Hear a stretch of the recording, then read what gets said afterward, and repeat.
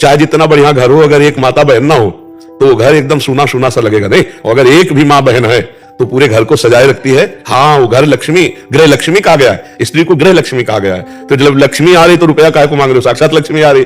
और पता नहीं कैसा पुत्र प्रकट हो जाए जो पूरे परिवार को यश उन्नति से भर दे। और ज्यादा अर्थ लोलुप रहोगे तो फिर संतान ऐसी पैदा होगी कि वो भी अर्थ प्रधानता करके अमेरिका भाग जाएगी और तुम दोनों बुढ़ा बुढ़ी यही बैठे रोते रहोगे भारत में।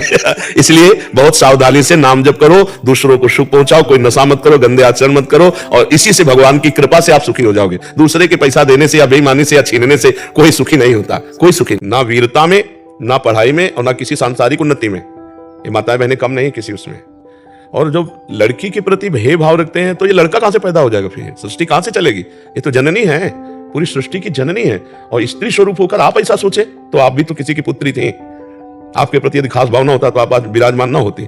तो हमें लगता है पुत्रियों के प्रति है भाव, यही भावनाएं फिर जबकि एक हमारे उसमें पढ़े लिखे संत भगवान है तो कहते हैं इसमें पुरुष का ही योगदान विशेष होता है। उसमें बताया कि ऐसे, अब हमें तो सब पता नहीं, अंग्रेजी शब्दों में बोल रहे थे कि अगर ये हो तो लड़की हो जाता है और ये हो तो लड़का हो जाता है। पुरुष में ही वो XY और XX। हाँ, और तुम्हें XX अंदर जो हाँ ऐसे, हाँ वो अंग्रेजी से ऐसे बोल, सेक्स होता तो महाराज जी लड़की पैदा होगी, XY हो जाए तो लड़का होगा। तो फिर उसमें बताओ, उसमें बहू का क्या मतलब, जो कोसती है सास और परिवार के लोग, लड़की पैदा कर रही लड़का नहीं पैदा, उसके पास बटन है क्या कि ऑन लड़का और ऑन लड़की, ऐसे थोड़ी। हमें अपनी समाज से प्रार्थना करनी है कि हमें पवित्र बहू चाहिए। हम पवित्र कह रहे हैं, सुंदर नहीं कह रहे।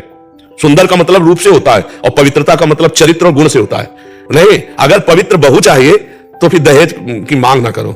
आप ऐसे करो तो एक से एक सुंदर स्वभाव वाली, पवित्र आचरण वाली अगर बहू आ गई घर में तो लक्ष्मी आ गई। तो जिनके संतानें नहीं है, बढ़िया भजन करो, भगवान के आश्रित हो जाओ, ब्रह्मचर्य से रहो, अपना जीवन तो आपका कल्याण हो जाएगा। देखो ये लोक धर्म है, इसको करते हुए परम धर्म की प्राप्ति करनी है। पुत्र हो जाए तो ठीक, ना हो जाए तो ठीक, पुत्री हो जाए तो बढ़िया, पुत्र हो जाए तो बढ़िया। उद्देश्य है भगवान की सेवा। तो भगवान ने अगर पुत्र पुत्री दी तो सेवा करेंगे, नहीं दी तो हम भगवान का भजन करके मुक्त हो जाएंगे, भगवान को प्राप्त कर लेंगे। पर पुत्र की आकांक्षा गृहस्थ में होती है कि हमारा नाम होगा, हमारा कुल चलेगा। पर अगर नहीं होता तो हम इसी भावना में रहेंगे क्या? अरे हमारे सबसे बड़ी भावना है इस जन्म में हम ऐसा कर्म करें कि भगवान की प्राप्ति हो जाए, आवागमन के चक्र से छूट जाए। नहीं भैया, ये पुत्र और पुत्री आवागमन से मुक्त नहीं करा सकते, और बिगड़ गई तो जीवन बर्बाद हो जाएगा। मान लो पुत्र हुआ बढ़िया और इसके बाद उसके आचरण बिगड़ते चले गए, अब वो ऐसे कांड किए कि तो उसके वो जेल जाएगा अब जीवन भर। या बुद्धि बदल गई, देश विदेश वो अपना कमा रहा है, अब यहाँ बूढ़े बैठे उनकी याद में चिंतन। जीवन को संभालना है तो ये भगवान की सेवा है। पुत्र हो या पुत्री, जैसा तुम्हारे को कर्तव्य के लिए ऐश्वर्य मिला है उसके अनुसार अच्छे से पढ़ाओ, खवाओ, पियाओ, और जवान हो जाए उनके ब्याह कर दो और भजन करो। जो दुष्ट है हमारी दृष्टि में, वो दुष्ट है जो बहुओं को टार्चर करते हैं। तुम्हारे पिता ने दहेज नहीं दिया, केवल स्त्री और पुरलिंग भेद होने में तुम्हारा पुत्र है इतना कीमती है, केवल लिंग परिवर्तन ही तो है।